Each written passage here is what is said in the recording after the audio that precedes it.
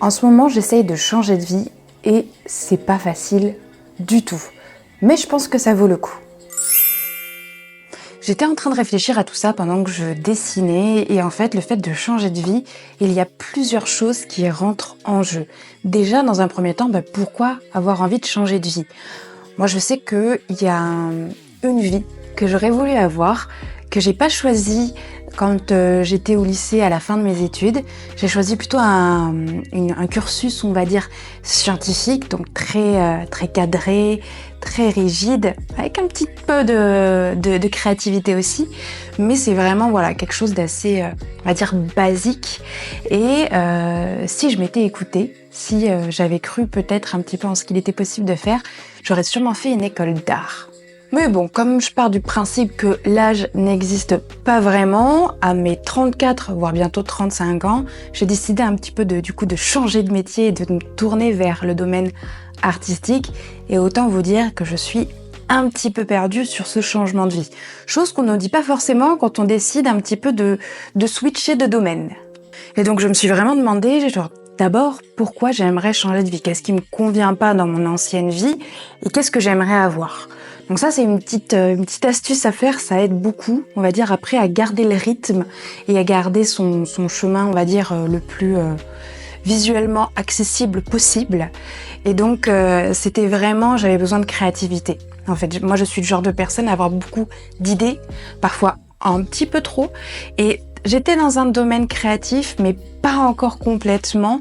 Et c'est vrai que le domaine artistique m'a toujours attirée. Sauf que pour moi, c'est complètement nouveau comme domaine parce que là, on n'est plus sur les performances, les chiffres, les résultats.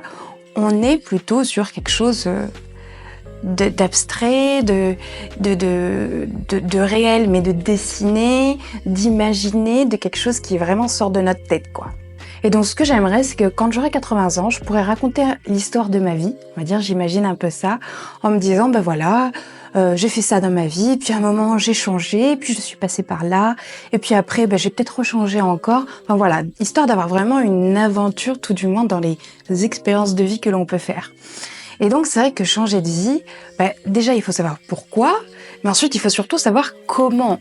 Et c'est là où ça devient un peu plus complexe, surtout quand c'est des domaines qui n'ont absolument rien à voir, tout va bien. Donc en général, et pour ceux qui sont autodidactes, ça va vous parler, quand j'arrive dans un nouveau domaine, parce que c'est pas la première fois, je suis déjà passée du domaine des sciences au domaine de la communication et du marketing, après j'ai mélangé les deux, mais donc voilà, là on reste sur le domaine artistique, plutôt sur la calligraphie, le lettering et le dessin. Et donc comment changer de vie ? Déjà il faut apprendre. Il faut apprendre des bases qu'on n'a pas dans cette nouvelle vie, on va dire, qu'on est en train de construire. Et donc, il faut se faire un petit peu un plan de déjà tout ce qu'on sait, tout ce qu'on a déjà appris et tout ce qu'on va devoir apprendre. Et autant vous dire que quand on décide de se lancer dans le milieu artistique, il y a énormément de choses à apprendre. Je suis tombée un petit peu dans une marmite sans avoir les bouées, mais j'ai réussi, justement, à essayer de cadrer un petit peu tout ça, de me dire, ok, ça, il va falloir que je me forme là-dessus, ça, il faut que je me forme sur le dessin, sur les couleurs, sur les ombres, sur les différents médiums. Je savais même pas ce que c'était qu'un médium, donc c'est les différents outils, en fait, pour dessiner, que ce soit la peinture, le crayon, l'aquarelle, tout ce que vous voulez, quoi. Et donc, une fois que j'ai appris un petit peu plus, ça va être de m'entraîner, mais aussi de créer des projets. Donc voilà. Donc déjà, quand on change de vie, il y a aussi ce côté-là de comment on va faire. Comment je peux accéder à cette nouvelle vie dont j'ai pas encore un peu l'image claire. Je l'ai un petit peu dans la tête, mais pas complètement. Et donc, c'est comme ça que je procède. Je me suis donné un petit planning, on va dire, une espèce de programme de formation que j'ai pu trouver à droite à gauche sur Internet. L'avantage avec Internet, c'est que maintenant, on a énormément de connaissances qui nous sont accessibles. Après, il y a tout ce qui est bibliothèque et tout. Ça, c'est encore autre chose. Et donc voilà, déjà voir en termes de formation ce qui pourrait nous manquer, ce qu'on a déjà. Et surtout, après, la troisième étape quand on veut changer de vie, c'est de se lancer. Ouh, celle-ci, elle est pas facile non plus. C'est pas facile. Je ne vais pas dire que c'est facile qu'en 6 mois, clac, vous allez changer de vie. Je peux pas dire ça aux gens. Je peux même pas me le dire à moi-même, en fait. Par contre, Essayez d'y aller étape par étape pour voir ce que ça donne. Là, ça me correspond un petit peu plus. Je peux pas me dire, ouais, dans 6 mois, j'ai changé de vie ou demain, je change de vie. Ça, si ça marchait, ce serait tellement plus simple pour beaucoup de choses. Sauf que c'est pas le cas. Ce qu'il faut, c'est, à mon sens, mettre un petit peu de routine dans tout ça et créer une routine autour de ce nouveau changement, une nouvelle routine autour de ce nouveau changement de vie. Et c'est un petit peu cette troisième phase où pourquoi on a envie de changer de vie, comment on le fait, et puis après, go, c'est parti, quoi. On passe à l'action, on se met en mouvement, on va dire, et on est là plutôt pour s'entraîner, pour essayer de créer des projets et pour, on va dire, mettre en pratique ce qu'on a pu apprendre en théorie aussi dans notre partie enseignement.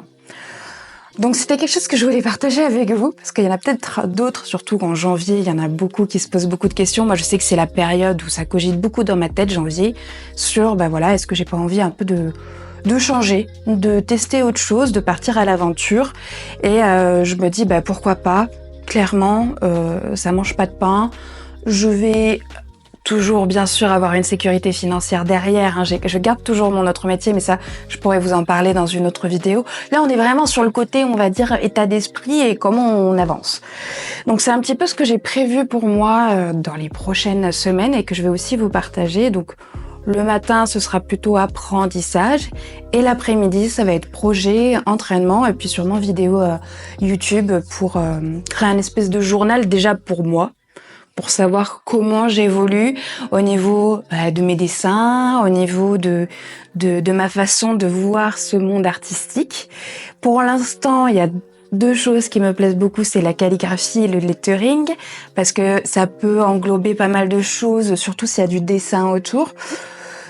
Mais j'ai pas encore de style, j'ai rien de tout ça. Dites-vous bien que j'ai pas fait d'école d'art, mais je suis passionnée par ça, donc je commence aussi à apprendre un petit peu l'histoire de l'art, à essayer de découvrir certains artistes qui sont pas trop problématiques, ça c'est encore autre chose, et de pouvoir me former de m'imprégner en fait de ce domaine-là, de ce nouveau marché, si on parle en mode entrepreneur business, de ce nouveau marché, de ce nouveau domaine, pour comprendre quelles sont les choses à savoir, mais aussi comment moi je pourrais m'épanouir là-dedans. Et pour savoir si je vais vraiment m'épanouir là-dedans, il faut le faire aussi. Donc c'est pour ça que la troisième étape est aussi difficile, parce que se mettre à l'action, c'est se retrouver facilement face à ce qu'on ne sait pas encore faire, surtout quand on débute. Donc ça c'est difficile. Faut relativiser un petit peu, se dire que c'est juste l'étape 1. Si dans 400 jours, on va dire, je dis ça comme ça, je suis toujours aux mêmes étapes, au même point au niveau de mes dessins, là, il faudra peut-être que je me pose des questions et que je change peut-être de nouveau de domaine, mais en tout cas, je pense que ça peut vraiment aider de se retrouver face justement à soi, à ce qu'on peut produire, ce qu'on peut créer avec nos petites mains. Pour l'instant, je suis plutôt papier. Après, je passerai au digital. On va dire que le digital, c'est quand même un peu plus facile, un peu plus nomade aussi, parce que une tablette et boum, on peut dessiner avec presque tous les outils, tous les médiums que l'on veut. Mais le papier, ça reste un très très bon entraînement, surtout pour la partie calligraphie. Et ça reste aussi un bon moyen de se détendre un petit peu et d'apprécier vraiment le processus de « Ok, je débarque dans un nouveau domaine, on commence à partir de zéro, et puis on y va quoi !» Donc voilà, j'espère en tout cas que cette vidéo vous aura plu. N'hésitez pas à me dire si vous avez déjà aussi changé de vie, comme ça, des fois, que vous étiez dans un domaine et ensuite, pouf, vous êtes arrivé dans un autre domaine, ou si vous en avez envie aussi pour 2025. Puis moi, je vous dis à très bientôt pour une nouvelle vidéo.